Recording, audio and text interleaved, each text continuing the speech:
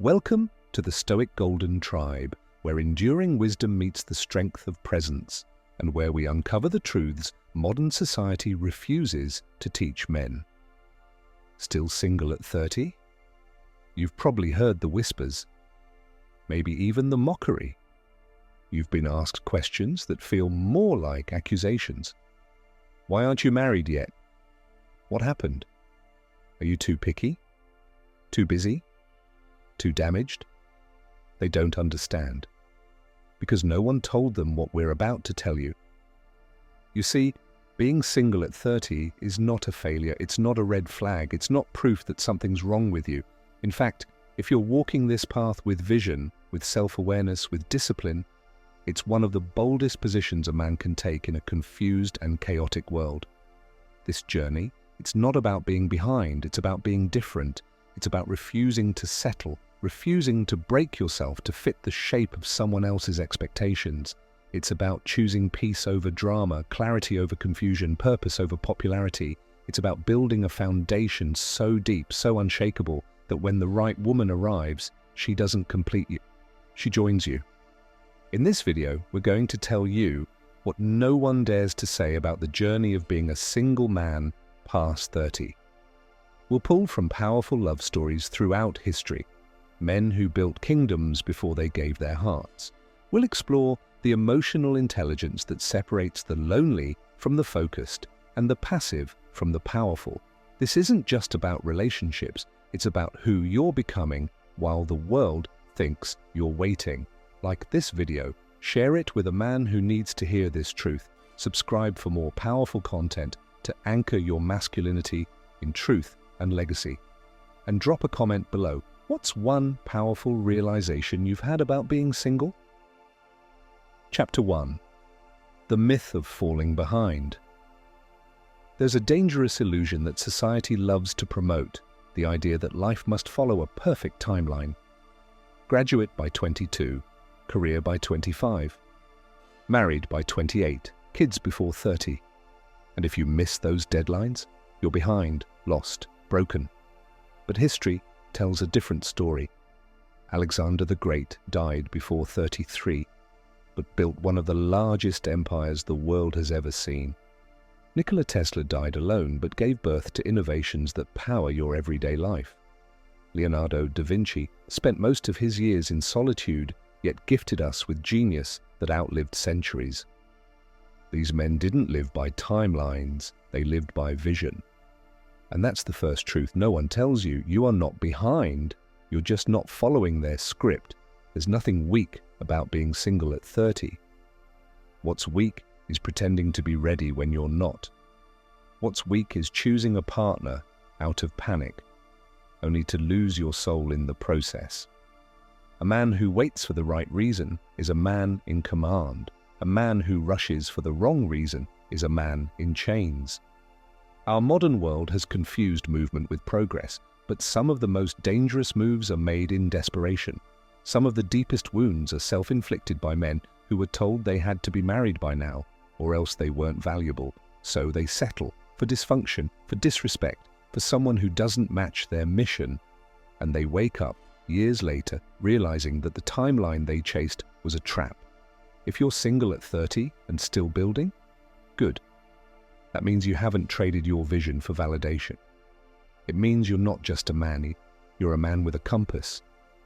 And here's what makes that powerful. Relationships built from abundance will always be stronger than those built from fear.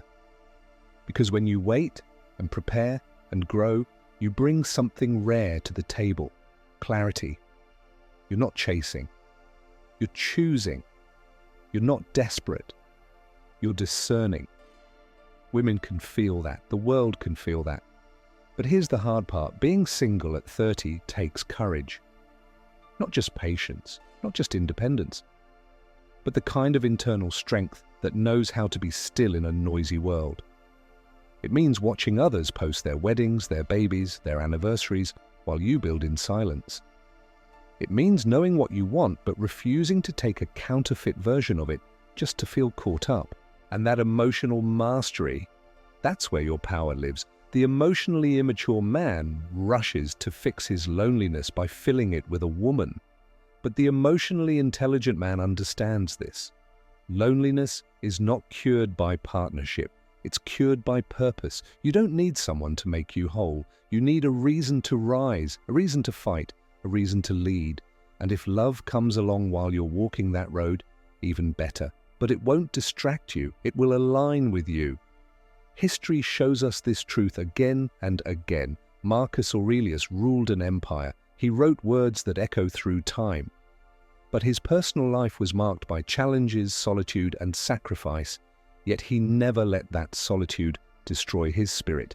He used it to sharpen his focus. So if you're still single at 30, don't explain yourself. Don't apologize. Don't shrink your standards. Instead, build, train, learn, heal, become. The man who honors his journey doesn't chase validation. He attracts value, not because he's playing games, but because he's walking with purpose. And when you walk with purpose, you'll never beg to be chosen. You'll know you are the choice. Drop a comment. I attract, not chase. Chapter 2. Love is a battle of readiness, not just timing. There's a lie most men are taught early in life. That love will arrive at the perfect time. That when you hit a certain age or make a certain income or find the right dating app, love will simply appear. As if love is something that follows a schedule. But real love, powerful love, doesn't show up on time. It shows up when you show up with readiness. Readiness is more than being willing to love. It's about being capable of it.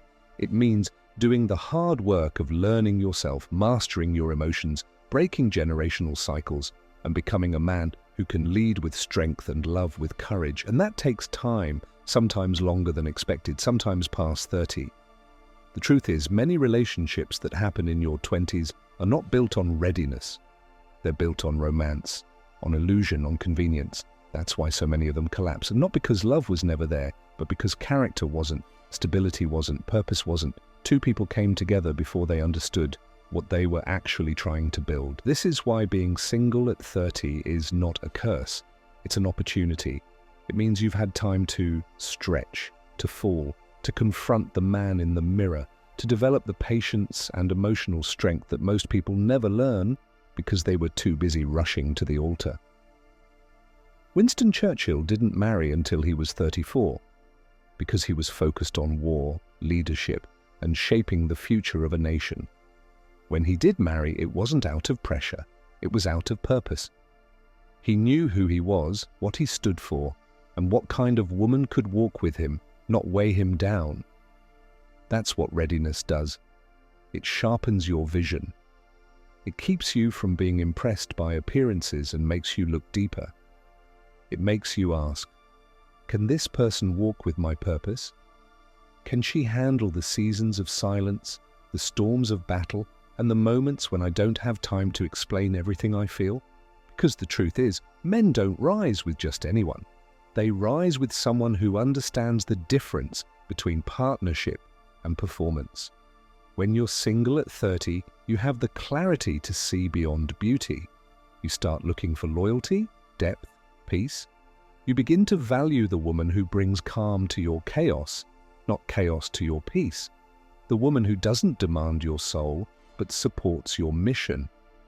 You realize that love is not about how loud it starts, it's about how steady it walks. But make no mistake, this path can feel lonely. When everyone around you seems ahead, you might question your pace. You might wonder if you're missing out. But the men who rise the highest are often the ones who walk alone the longest. It's in the silence that you train your emotional endurance. It's in the solitude that you learn how to regulate your reactions. It's in the stillness that you stop falling for the wrong women. The ones who look like peace but carry war in their hearts. By 30, you should no longer be moved by pressure. You should be guided by principle.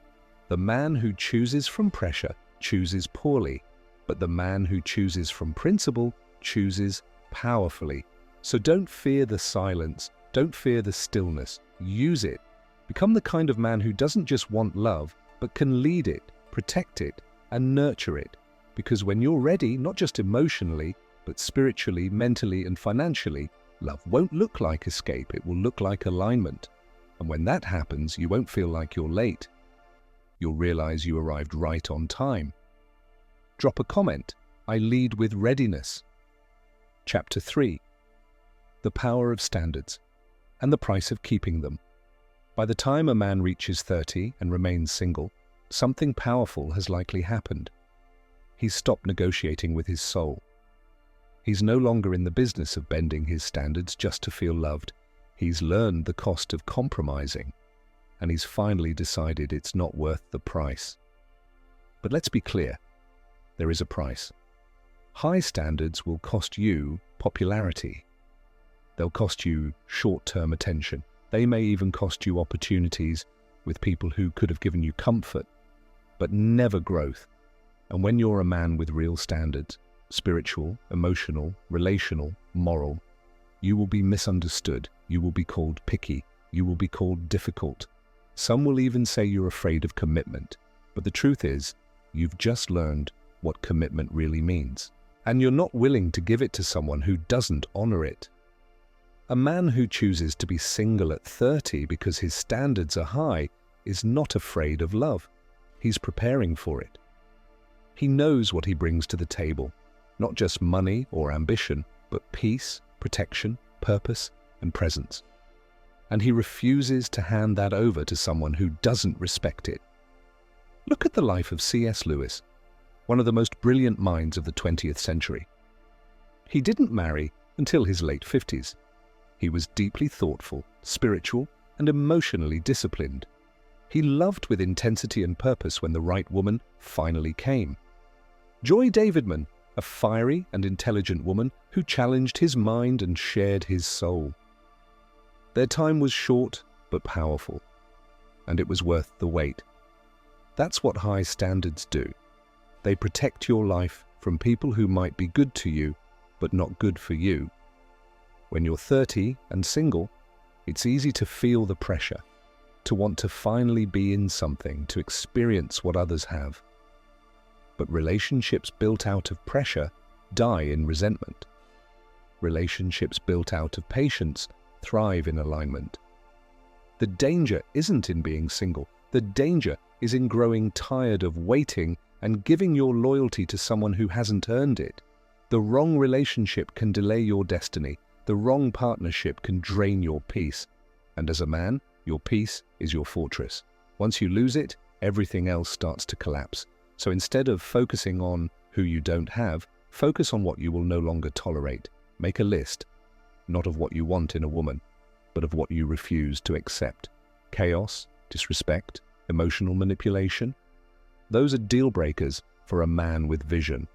Too many men at 30 are pressured to compromise because they think time is running out. But let me remind you, it's not about how fast you find someone. It's about how deep you can go with the right one. You don't need dozens of relationships to feel complete. You need one that is built on honor, trust, and mutual growth.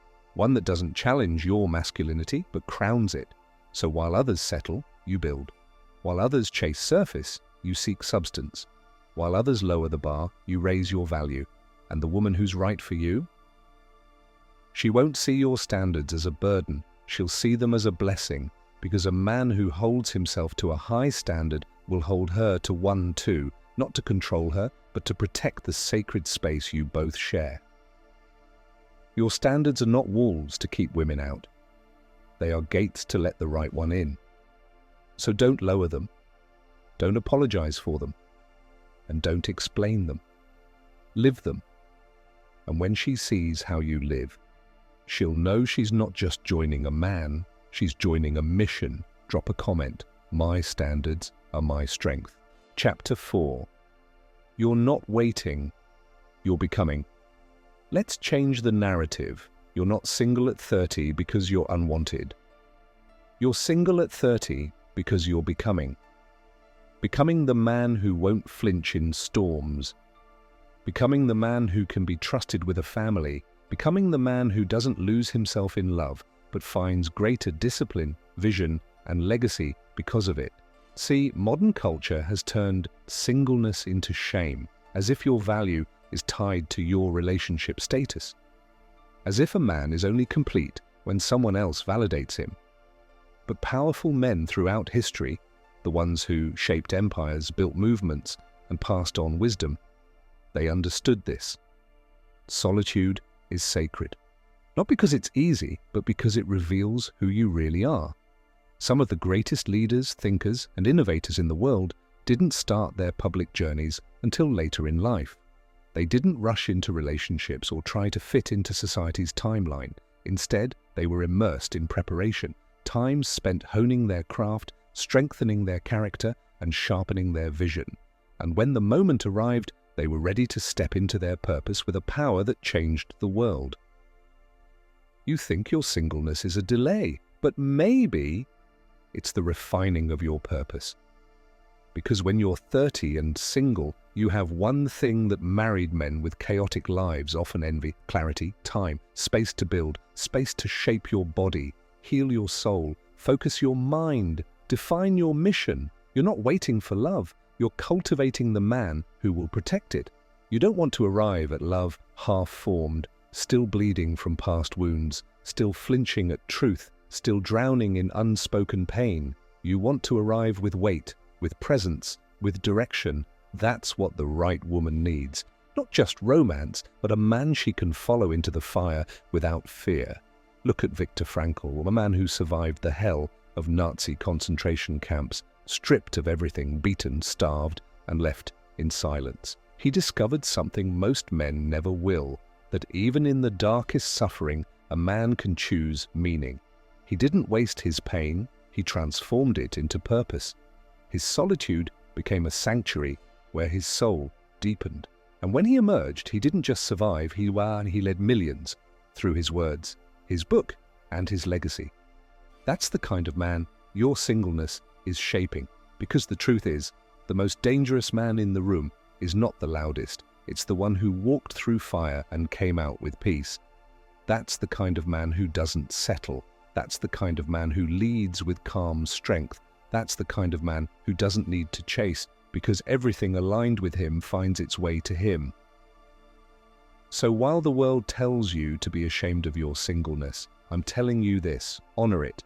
Don't waste it, scrolling for validation or numbing yourself with distractions. Use it. Turn it into structure. Turn it into silence. Turn it into something the future woman in your life will one day thank you for.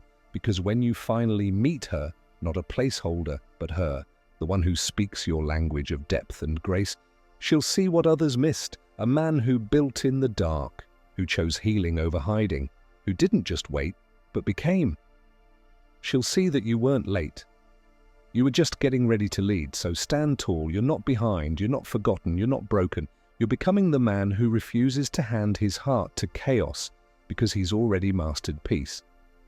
Drop a comment. I'm not waiting. I'm becoming. So if you're still single at 30, don't shrink. Don't apologize.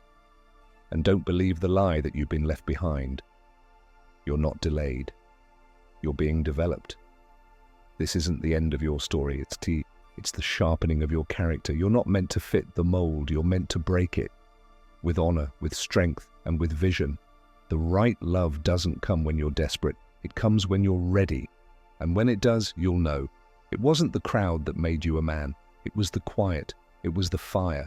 It was the journey. Like this video. Share it with a man who needs this truth. Subscribe for more timeless lessons. And drop a comment below. What truth hit you hardest today?